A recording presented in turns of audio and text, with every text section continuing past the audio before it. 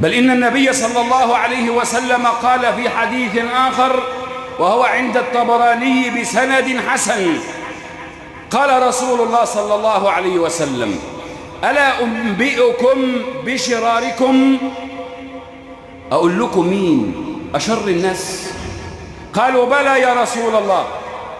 قال: من يبغض الناس ويبغضونه، اللي بيكره الناس والناس بتكرهه ومش طيقاه. ثم قال للمرة الثانية: ألا أنبئكم بشر من ذلك؟ ولسه في أشر من كده؟ قالوا: بلى يا رسول الله. قال: الذين لا يقيلون عثرة ولا يقبلون معذرة ولا يغفرون ذنبا. اللي بالبلد كده لما تلاقي واحد مزنوق ومع ذلك ما ترحموش. ثم قال للمرة الثالثة: ألا أنبئكم بشر من ذلك؟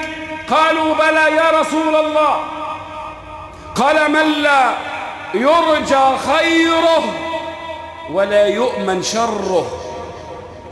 ده أشر بني آدم على وجه الأرض، اللي ما تشوفش منه خير ومع ذلك لا تأمن شره. سبحان الملك. فكانت الأولى الكبر والبغي، والثانية الحقد والحسد، والثالثة هي الأنانية والطمع.